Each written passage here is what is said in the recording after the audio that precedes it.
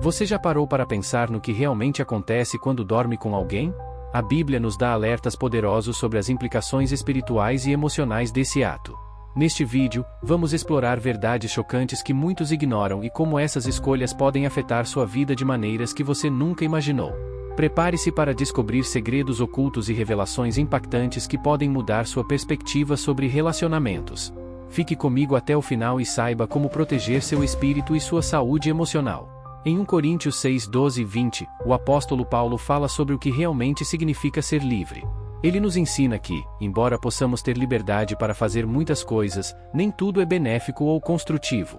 Essa liberdade vem com um cuidado. Não devemos nos deixar dominar por nada, seja um desejo passageiro, uma prática comum ou uma tentação. Paulo nos alerta sobre o perigo de nos tornarmos escravos do que parece inofensivo, porque nossa liberdade é preciosa demais para ser comprometida com comportamentos que só trazem vazio. Imagine alguém vivendo na cidade agitada de Corinto, onde era fácil se deixar levar pela cultura e os costumes da época, que incentivavam prazeres de curto prazo. As pessoas em Corinto viam o corpo como uma mera ferramenta para obter prazer e satisfazer os desejos, e muitos achavam que o espírito era independente do corpo, que um não afetava o outro. Mas Paulo vem desafiar essa ideia. Ele declara que o corpo, longe de ser um simples recipiente para a alma, é uma parte sagrada da criação de Deus, feito para estar em união com Ele. Ao dizer que seus corpos são membros de Cristo, ele nos convida a ver o corpo como um templo, um espaço onde Deus habita. Esse conceito era revolucionário na época, e ainda hoje nos chama a repensar o valor de nossa própria corporeidade. Para ilustrar esse ensinamento, pense na história de uma jovem chamada Ana.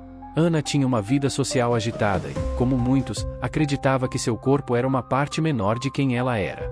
Ela vivia intensamente e sempre estava em busca de novos relacionamentos, acreditando que a intimidade era apenas uma experiência física. Mas, depois de um tempo, começou a perceber algo que não podia ignorar, uma sensação de vazio que sempre retornava. Era como se, após cada encontro, ela sentisse que uma parte de si havia sido deixada para trás. Sem perceber, ela estava se fragmentando. Ao continuar criando laços íntimos e emocionais sem compromisso, sentia-se cada vez mais desconectada de quem realmente era, como se tivesse perdido algo precioso no caminho. Essa desconexão a fazia buscar mais e mais experiências, mas nada preenchia o vazio. Um dia, Ana ouviu alguém falar sobre o conceito de unidade espiritual na intimidade. O orador explicou que, na Bíblia, o ato de intimidade física é descrito como os dois se tornam uma só carne, uma união que vai muito além do prazer físico. Essa união envolve uma conexão de alma e espírito, uma fusão que leva um a fazer parte do outro. Naquela noite, Ana começou a refletir sobre sua própria vida. Como seria possível duas pessoas se unirem tanto a ponto de se tornarem uma só carne? A pergunta não saía de sua mente. Paulo, no texto bíblico, nos lembra que nosso corpo é templo do Espírito Santo. Ele explica que a intimidade fora do casamento não é apenas um ato físico, mas também cria uma espécie de vínculo espiritual, como se cada pessoa levasse consigo um pedaço da outra. Esse laço é tão profundo que deixa marcas em nossa identidade. Quando Ana compreendeu isso, ela começou a ver cada relação como um compromisso que deveria envolver todo o seu ser, e não apenas uma parte dela. Esse entendimento foi transformador para ela, que percebeu que, ao se envolver sem um propósito maior, estava afetando sua própria essência. Imagine agora uma amizade de anos, duas pessoas que compartilham suas vidas em um escritório. Eles trabalham juntos, almoçam juntos e estão lá um para o outro nas pequenas e grandes vitórias. Ao longo dos anos, eles constroem uma relação de confiança, amizade e parceria. Essa ligação, criada pelo tempo e pela convivência, é forte e especial. Agora, Paulo diz que essa ligação é ainda mais profunda quando se trata de intimidade física, porque envolve o corpo, a alma e o espírito. Ele nos faz refletir: se um laço de amizade pode se tornar tão forte ao longo do tempo, o que dizer de uma união que toca as partes mais profundas de nosso ser? Por isso, Paulo nos chama a olhar para nosso corpo como algo valioso, dado a nós por Deus, e lembra que fomos comprados por um alto preço. Ele nos encoraja a viver de forma que honre essa dádiva divina.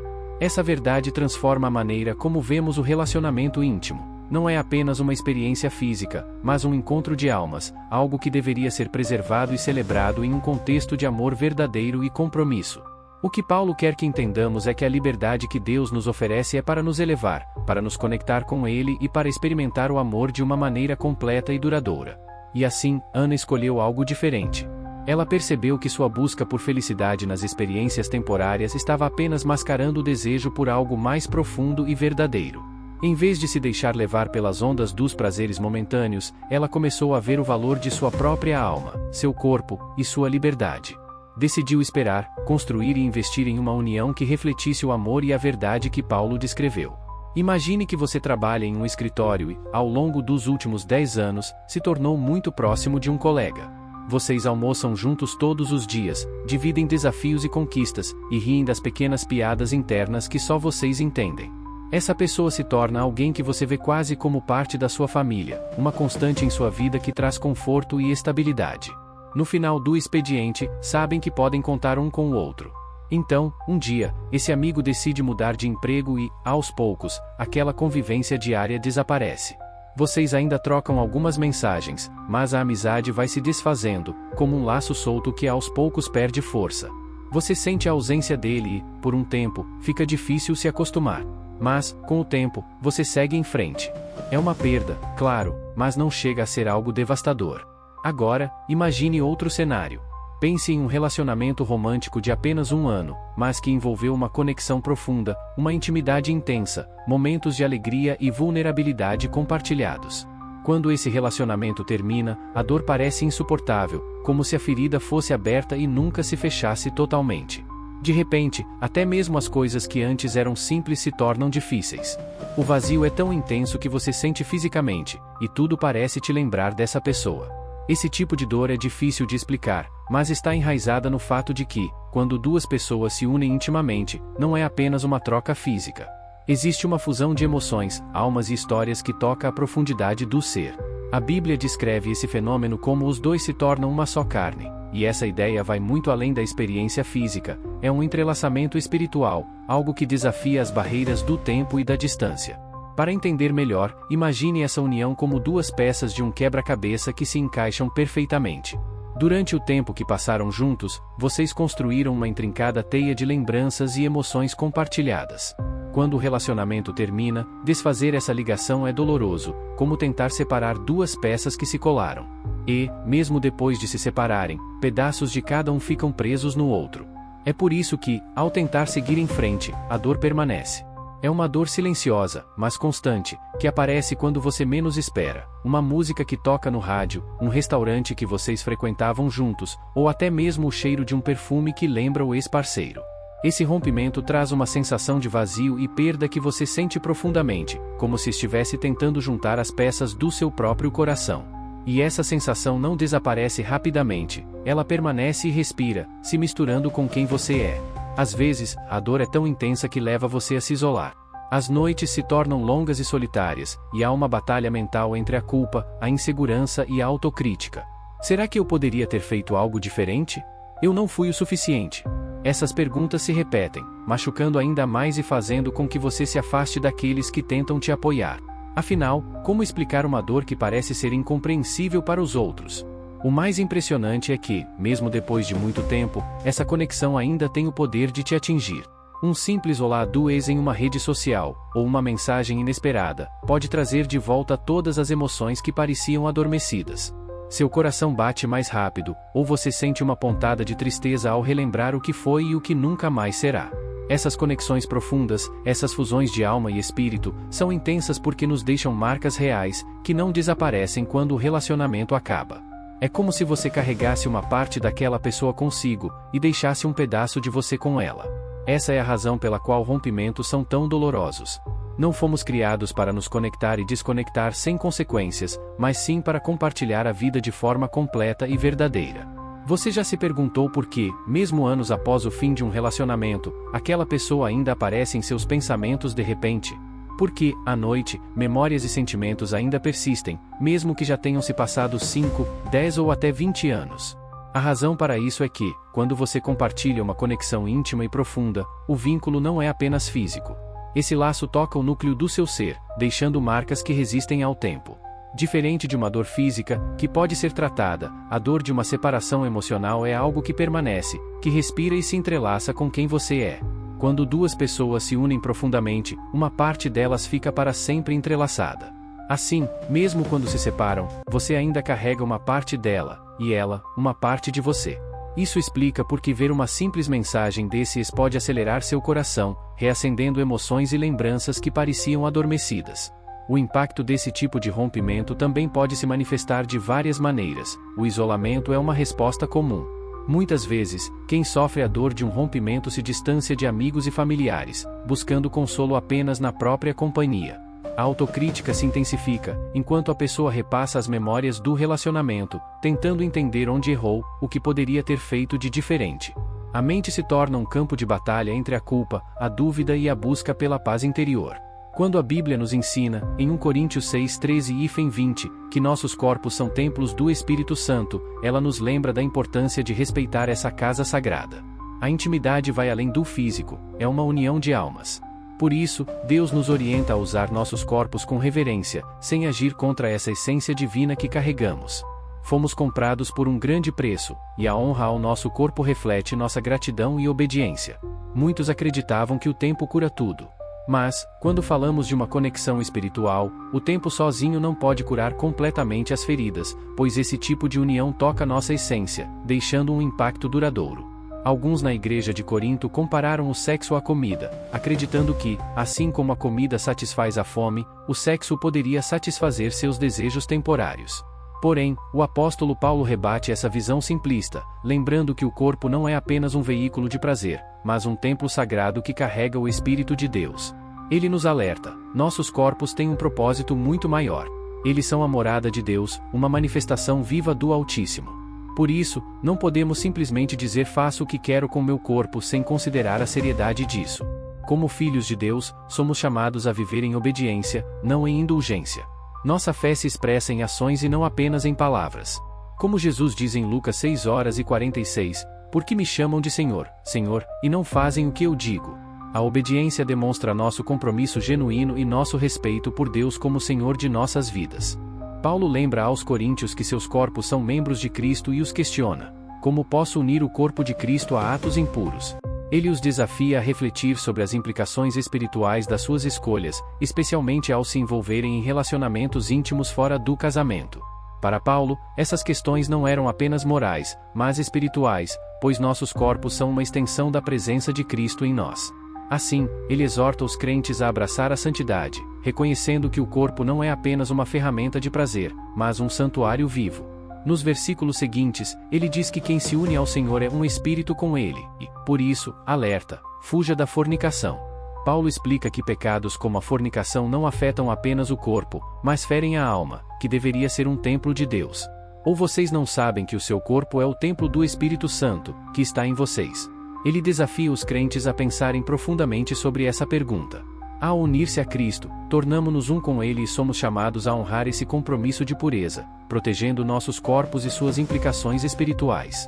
Hoje, a luta é intensa. Vivemos em um mundo que, com todo o seu progresso, muitas vezes evita discutir o impacto corrosivo da luxúria. A luxúria é como um veneno que pode se infiltrar na alma e destruir uma vida em um instante. Nossa cultura está saturada de imagens e mensagens que incentivam a satisfação imediata, como se um prazer momentâneo fosse a chave para a felicidade. Mas, queridos amigos, a luxúria é traiçoeira. Ela promete satisfação e prazer, mas rapidamente se transforma em uma armadilha que corrói a alma e aprisiona o coração. Um único deslize pode nos levar a perder o controle e a desorientação moral. Por isso, Paulo nos adverte: proteger a integridade do nosso corpo e espírito é essencial. A luxúria pode parecer inofensiva, mas, em um piscar de olhos, pode nos arrastar para uma espiral de sofrimento. A luxúria não é apenas um desejo que passa logo. Ela pode tomar conta da sua mente, coração e alma, e quando isso acontece, leva você a um caminho sombrio cheio de arrependimento e tristeza, deixando cicatrizes que podem durar uma vida. Não caia na armadilha de pensar que está imune. Ninguém está. Homens e mulheres sábios ao longo da história, incluindo figuras bíblicas, foram vencidos pela luxúria. Ela é persistente e paciente, capaz de esperar anos para se manifestar e te iludir, fazendo você se sentir seguro ou até justificado, até que o momento certo surja e ela o ataque. Considere as histórias de pessoas que sucumbiram ao apelo sedutor da luxúria. Elas tinham sonhos, aspirações, potencial para fazer coisas grandes. Mas, em um momento de fraqueza, deixaram que os desejos falassem mais alto que o bom senso. Trocaram sua dignidade e futuro por um prazer passageiro, e muitas acabaram presas em um ciclo de vício e desespero. Imagine a pessoa que você poderia ser, a vida que poderia viver, se não fosse arrastado pela luxúria. Pense em tudo o que poderia ter alcançado. Hoje, muitos se perdem em horas de vídeos imorais, sem perceber o que estão deixando para trás. Alguns de vocês talvez lutem contra o vício em pornografia, se esgueirando dentro de casa com medo de serem descobertos. Outros dirigem longas distâncias para encontros secretos, ignorando que uma vida mais plena poderia estar ao alcance se usassem esse tempo para crescer e se aperfeiçoar. A luxúria tem o poder de destruir sonhos e relacionamentos, carreiras e confiança. Ela leva ao adultério, destrói famílias, corrói a autoestima e, depois que o momento passa, deixa um vazio que pode durar anos.